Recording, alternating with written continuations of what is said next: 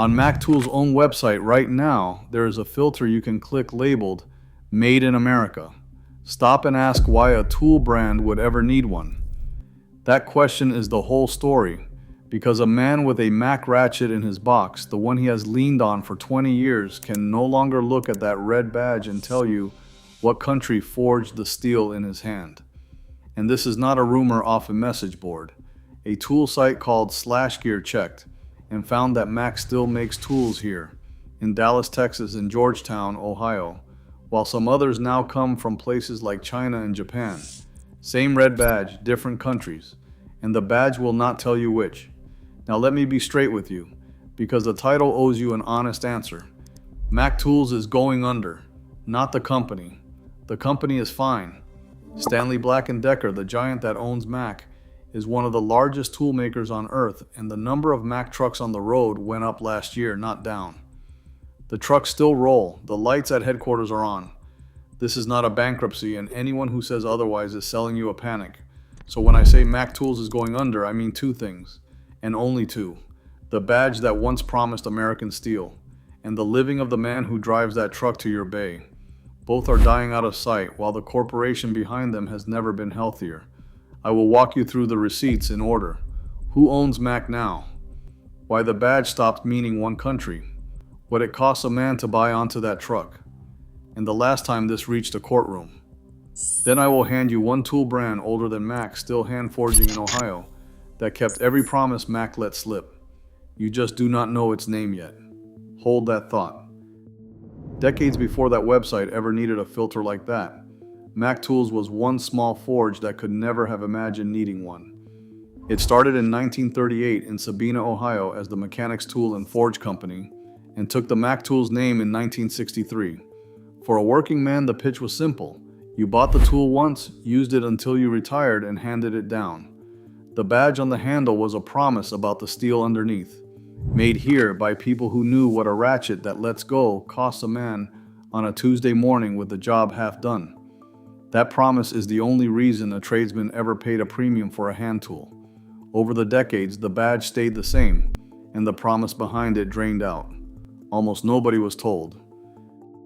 Then Mac Tools got bought. In 1980, the Stanley Works wrote the check. It looked like just another sale. It was not. Today, by the company's own brand history, Mac sits inside Stanley Black Decker, on the same corporate shelf as DeWalt, Craftsman, and Proto. A giant that size could have kept every Mac Ratchet forged in one American town.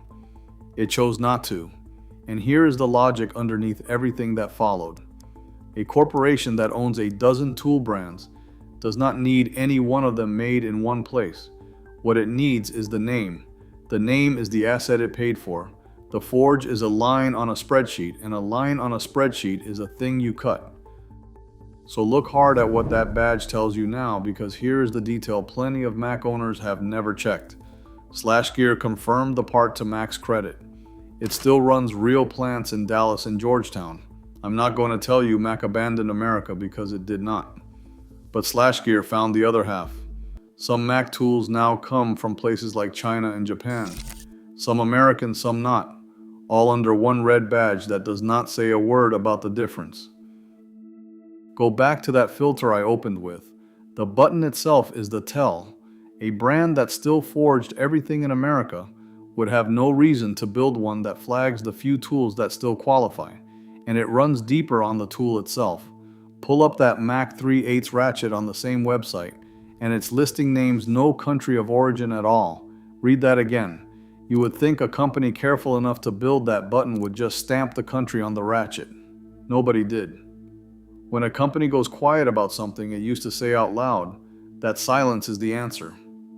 There is a reason that silence matters, and it is written into federal law. The Federal Trade Commission's Made in USA standard, the text you can read at Cornell's Legal Information Institute, says a product cannot wear that label unless three things are true at once. Final assembly or processing happens in the United States.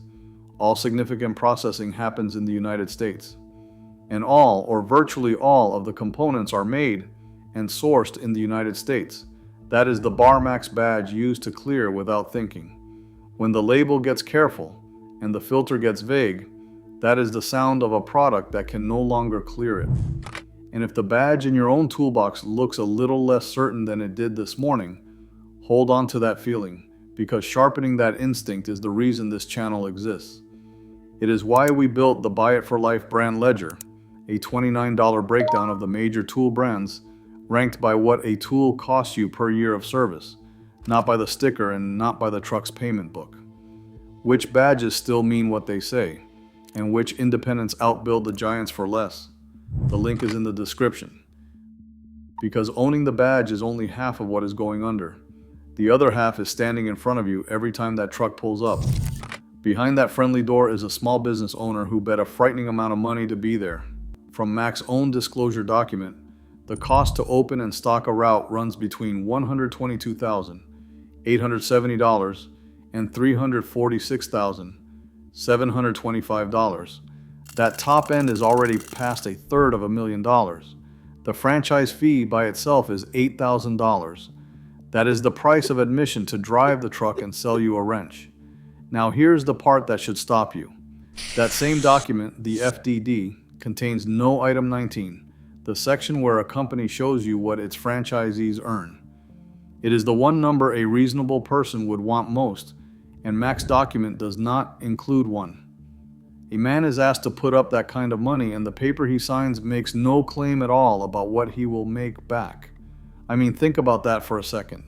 Thousands of men bought a whole livelihood on those terms, and that was not even the part that reached a courtroom. But first I have to be fair, because the cheap version of this story is a lie. Mac's truck network is not collapsing.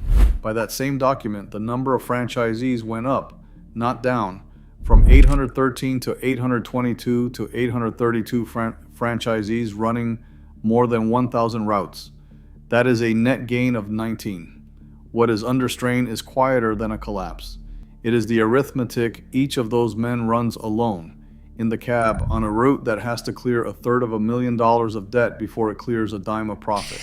One franchise industry review, published by a site called The Business Sheet and updated this past July, put it about as plain as anyone. It described the Mac model as under real pressure, with routes going dark in some areas and distributors walking away, and in the same breath, it said the honest thing. Mac Tools is, in that review's own words, not bankrupt, not shutting down, and not officially closing. That is one industry write-up, one characterization, not a hard statistic, and I give it to you as that and nothing more. The point is not that the company is dying, it is that the man on the truck absorbs the squeeze. And when that squeeze has boiled over, it has landed in the one place these things always land. In December of 2011, a Mac Tools distributor in Minnesota named D. Walter took the company to court. According to the franchise watch site Unhappy Franchisee, Walter had driven a Mac route for 39 years before it came to that. 39 years. Not a rookie who quit after one bad season. A man who gave that red badge his whole working life, then decided the arrangement was worth suing over. Through the law firm Marks & Klein, Walter's lawsuit alleged, and I am going to lean hard on that word, alleged, that Mac had violated federal and Minnesota wage law, failed to comply with franchise law, and misled distributors by leaving things out, pointing to work like warranty repairs, returns, and repossessions that he said went uncompensated. The limits here are real and worth weighing. That case is from 2011, which makes it old. It is one distributor, not a class of thousands, and the record I can see shows his allegations, not a ruling or a settlement in his favor. One veteran, after 39 years, telling a court the math never added up. One loud data point. So step back and ask the question this story keeps circling. Who benefits when a badge stops meaning American and a route stops adding up? Not the man in the cab. He carries the loan, the inventory, and the risk. On one side, a brand manager paid to keep the badge valuable and its cost low. On the other, a 55-year-old mechanic who bet his future on the name painted on the truck. The badge wins because the badge is what the giant paid for. A name cut loose from the forge that earned it is worth more to a conglomerate than the forge ever was. You move the steel to wherever it is cheapest, leave the badge where it sits, and few look close enough to notice, right up until a tradesman does, which is what you are doing right now. So here is the promise I made you at the start, paid in full. There is one brand, older than Mac Tools, that did the opposite of everything we just walked through. Its name is Cornwell. Cornwell Quality Tools was founded in 1919 in Cuyahoga Falls, Ohio by a blacksmith named Eugene Cornwell. And the most important fact about it is the one Mac can no longer claim. Cornwell is independent. It is not owned by Stanley Black Decker, not by Snap-on, not by Vontier, the group that runs one of the other big trucks. By Wikipedia's account, it is a private American-owned company. In its own words, a family and employee-owned company. There is no giant above it deciding the forge is a cost, because there is no giant above it at all. And it still forges. On Cornwell's own listing for a 3/8-inch ratchet, the company describes the tool, in its own words, as proudly forged, machined, heat-treated, and finished in the USA, from 100% USA, made premium alloy steel. Its manufacturing sits in Mogadore, Ohio, where the company says it has been hand-forging ratchets, sockets, and wrenches for the better part of a century. That is not a marketing filter you click and still walk away unsure. That is a country of origin the company prints right on the steel. Cornwell says a few other things about itself, and I want to frame these as the company's own claims, not my findings. It calls itself the longest-running mobile tool company. It says it has more than 800 franchise locations, and it points to a ranking on the Entrepreneur Franchise 500 list in 2024 and again in 2025. Take those for what they are. Do not lean your decision on the adjectives. Lean it on the two facts that are hard. Cornwell is independent, owned by no giant, and still forging its tools in Ohio. That is the whole difference between the two badges. Now the math worked out loud, because this is the number the shelf never shows you. A common Mac 3/8-inch ratchet lists on Mac's own website for $90.99. Run the cost per year on it anyway. $91 spread across a 20-year working career comes out to about $4.55 a year. On paper, cheap.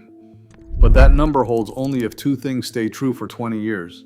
The warranty has to hold, and you have to find a dealer to honor it years from now on a route that still adds up enough for him to still be driving it. So set that $91 ratchet next to the alternatives. A Gear Wrench 120 XP, a well-regarded 3/8 ratchet you can pull off a shelf almost anywhere, starts around $46 with a lifetime warranty, though it is made overseas. Cornwell is the one I cannot put a sticker on, because Cornwell sells dealer direct, and that price is a number a dealer quotes you. I will not invent one, because the price was never the difference here. The difference is what stands behind the badge once you have paid. One of them is forged start to finish in Ohio by a company no giant can offshore, because no giant owns it. So here is the verdict, and it is short enough to keep on the side of your toolbox. If you are going to pay real money for a hand tool, pay it to the badge that still means what it says. Right now in the tool truck world, the one still hand forging in Ohio, still independent, still willing to print its country on the steel, is Cornwell. That is the buy this. If you want the full version, every category ranked by what it costs you per year, the Buy It for Life brand ledger is in the description. But you already have the one line that matters. Go back and look at that Made in America filter on Mac's website. A company does not build a button to sort out its American tools unless a real share of what it sells is something else. A badge is a promise. Buy the one that is still keeping it.